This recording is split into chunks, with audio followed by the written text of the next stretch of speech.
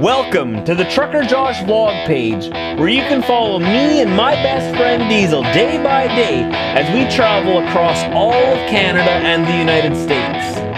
This is real reality TV coming at you on YouTube.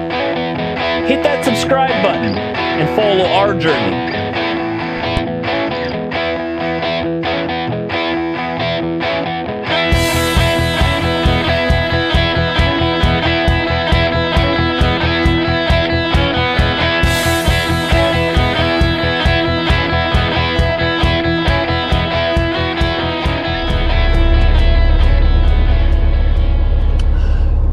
Morning, everybody.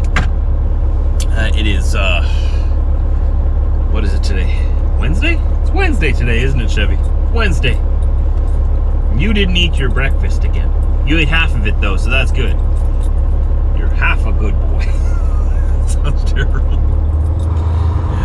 Oh, so my truck wants to do a regen now that I want to get rolling. Oh, that's nice. You hear that? Always when I'm in a rush. Okay, anyways, so today we're in Chamberlain, Saskatchewan, which is like an hour north of Regina, the capital of Saskatchewan, straight north of western North Dakota. And I'm headed out to Alberta, to a town called Hardisty, which is a little northwest of here, sort of several hundred miles north of eastern Montana. So we're going a little bit further west here on the Canadian prairies. And I got to deliver this big wide load that I have behind me. It's actually not that big, it's pretty flat, but it's flat sheets of stainless steel under a tarp. I'll show you yet, don't worry. Or I showed you yesterday, right? I got delivered to a job site this afternoon and they're expecting me there, and I'm running pretty close on time. Now that my truck wants to do a regen, that's just fabulous. Fabulous. But oh well. So this is my first trip back on the road after Christmas holidays, and more importantly after Frankie's surgery. And I'm anxious to hear from Brit when she wakes up. I know she was up at 6 a.m. this morning to give Frank his medicine and his meds and everything and make sure he's alright, but she probably went back to sleep, get some extra rest. She edited her own video yesterday without me there at all. She makes really good videos too. She's very good at the editing process. I had to help her out for a little while for the first couple, just to teach her how it was, and then, you know, she did her own vlog with me just sort of in the background, just in case if she needed some help. And this last one she edited while I was on the road after I left. Completely did it from start to finish. That's awesome. I'm proud of her. I love that. I love YouTube. YouTube sort of tells a story, you know, and I love sharing the story of my life. And the past couple of weeks I've sort of shared videos from 7 years ago, videos that I'm a little bit more embarrassed to share with you guys because I don't know why, but I guess I felt I had to put on an act for the camera back then. I had to be more, I don't know, lively, more energetic than I usually am. And Brit and I were talking about this, and we're wondering, why did I do that? And I guess I felt that I needed to be more exciting than who I am to attract viewers.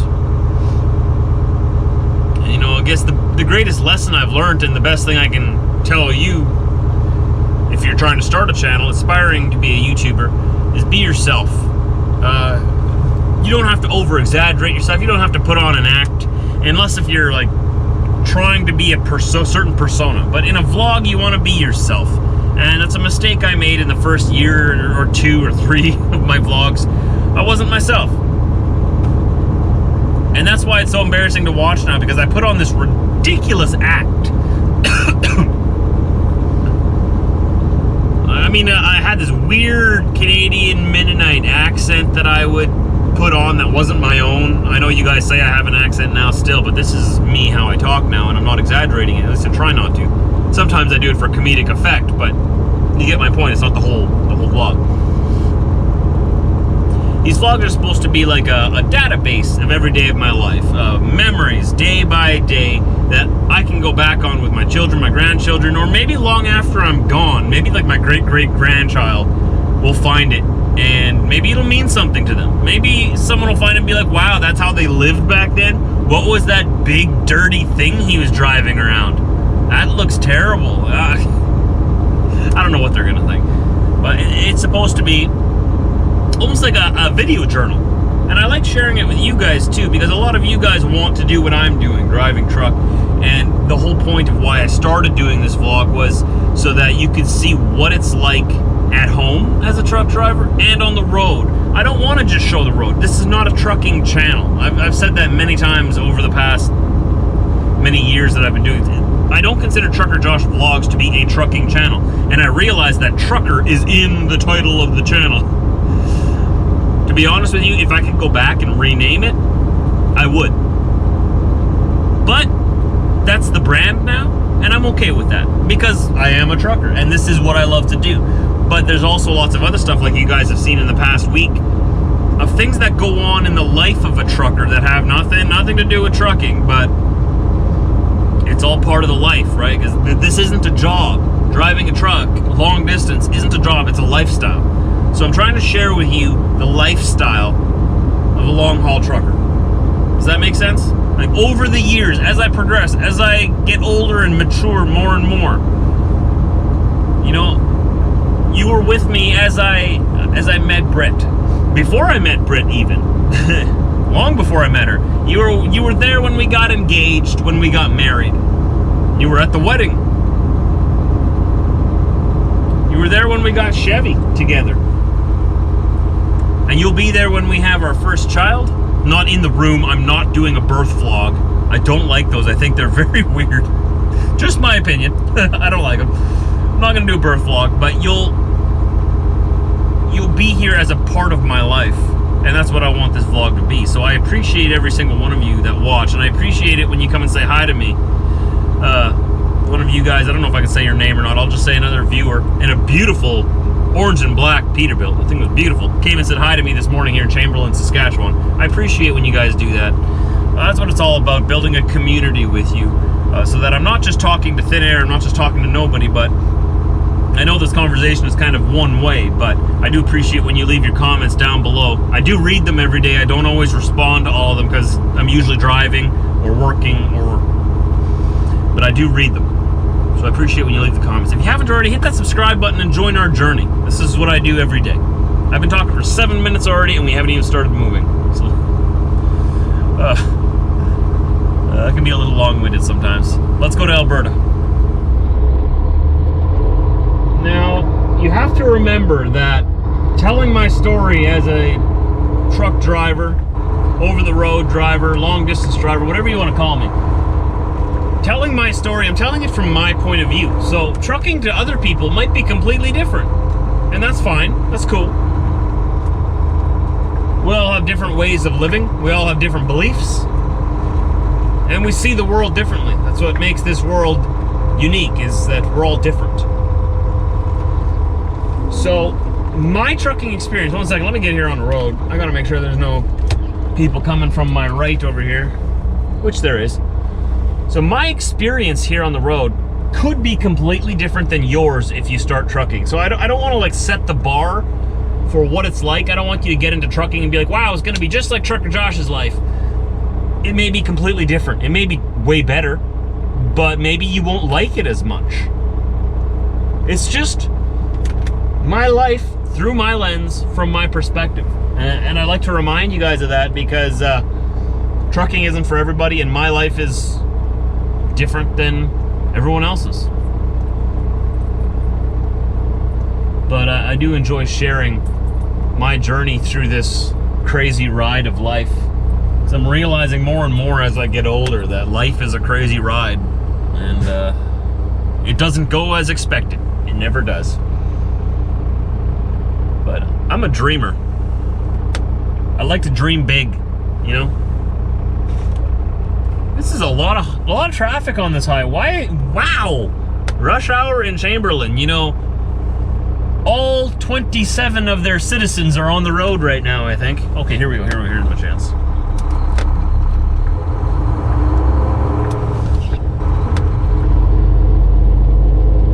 So here we go. Another day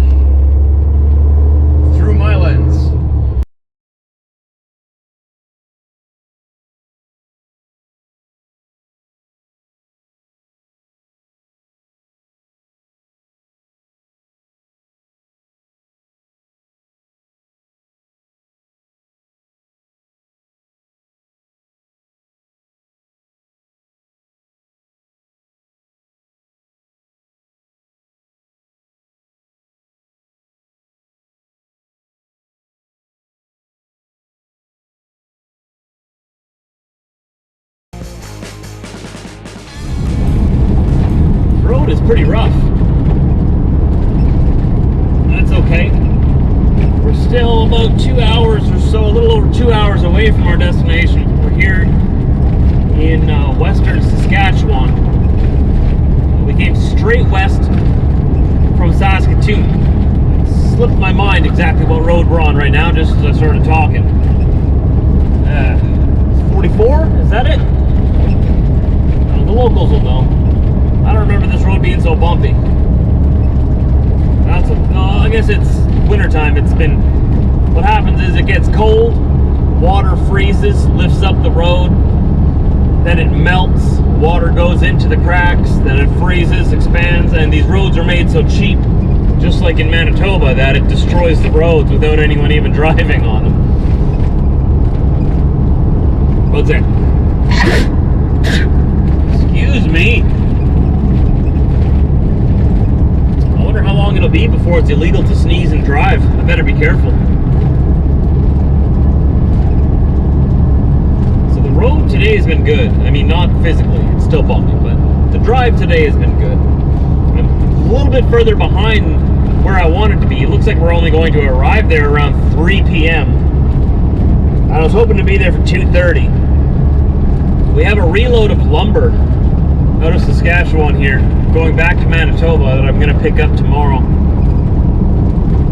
No idea what's going to happen after that. You know, this steel I'm hauling is a lot heavier than I thought it was. When I hooked up to it, remember I showed you it there yesterday? It doesn't look that heavy, but there's 59,000 pounds of steel on my trailer behind me. It's crazy, right?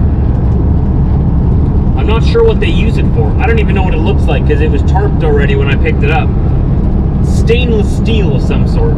But I've seen us haul this. I've seen other trucks pulling this out of our yard many, many times. So we obviously do it quite often. It comes from Southern Ontario. So it's a long drive all the way out here. It's a pretty good paying load. The lumber going back to Manitoba is nothing. It's pretty much just to pay my fuel. But at least I'm not going back empty, right? At least there's something on my trailer.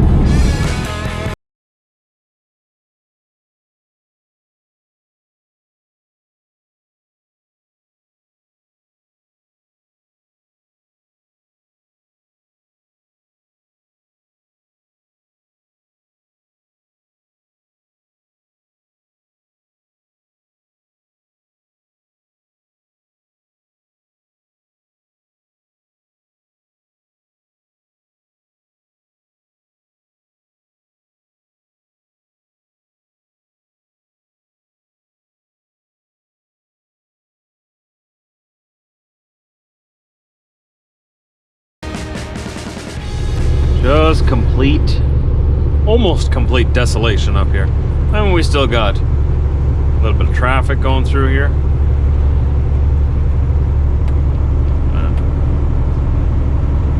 We're just south, well, not just south, we're a little south of Highway 16. It's a little that way. That was not a pleasant experience. I did not like that. They were mad that I had, or they seemed mad that I had dogs in my truck. Now I understand it's some shippers, like if it involves food grade products, they don't allow dogs on their property at all, even if it's in your truck. This isn't one of those places. They did not want to let my dogs into the site. I had to take their leashes and tie them to the seat belt in my sleeper, so that they would stay in my sleeper out of sight, just in case if when I opened my door they would jump out and contaminate the site. I don't know why, but they were aggressive. They didn't even want to let me into the site. And at first they were asking me to leave my dogs tied up behind the guard shack at the entrance in the cold. That's what it sounded like anyways. They're like, you're gonna have to tie them up out back. They can't come in the site. They're in my truck. They won't come out of the truck. No, can't let them in the site. They were mad. Turn right on Range Road. So eventually I told them, okay, I will make sure they can't leave the sleeper, but they're staying in this truck. I'm not going to leave them out in the cold on one end of a construction site, go all the way around to where they can't even see me, and spend an hour and a half unloading there. I'm not going to do that. This is my house. This is my truck. I understand that is your property, but this is my property. I didn't say this to them, okay? I don't talk like this to people. I'm thinking this in my head though.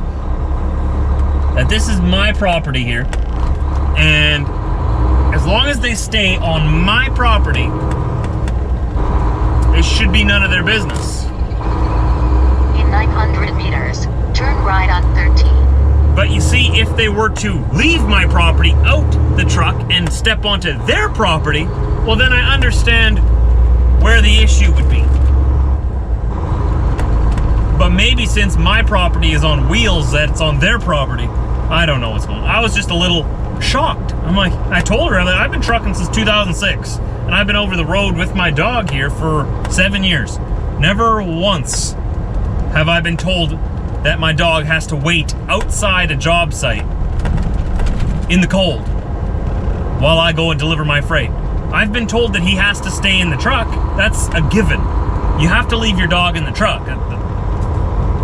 You know, they don't want dogs running around everywhere. You know, some dogs are different than mine. I understand, but this was like, I don't really want to come back here. Turn right on 13. But I will. I will. I don't mind if they send me back here. It was a good paying load. That's why I kept my mouth shut and I didn't say nothing to them.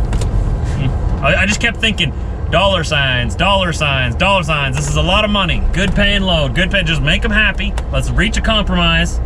I said, I'm not going to compromise on leaving my dogs outside in the cold. And you don't want them in your sight. Okay. I will make sure they cannot leave my truck. I will make sure that they stay in the truck. And they agreed to that, so we reached a deal. 161. Just putting this together here, and in the moment there, I was quite upset. I was a lot more upset than I even let on, that I even showed in the video there.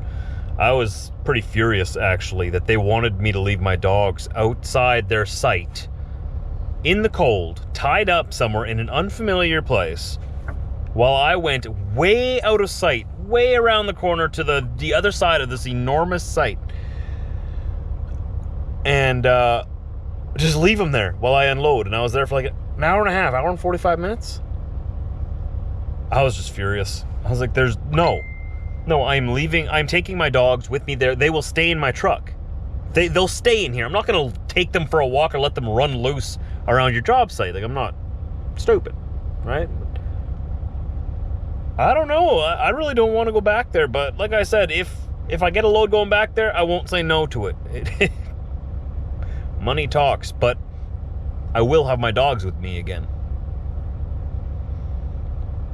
I've never ever come across a situation like that.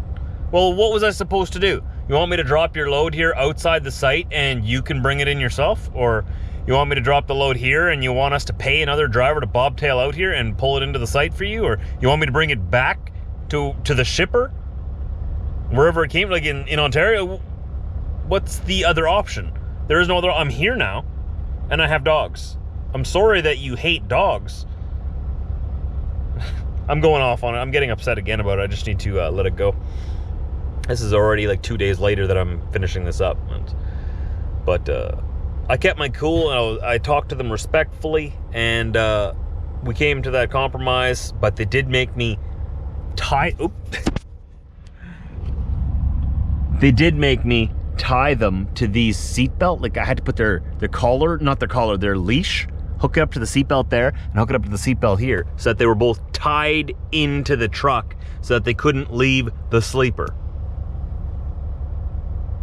That almost takes me back to Marine Atlantic, crossing over to Newfoundland, and the way they make you leave your dogs in the freezing cold truck with no heat source. Another topic for another time. I'm a big dog person. I don't know if you guys have noticed this yet from my past videos or not, but I'm a big dog person.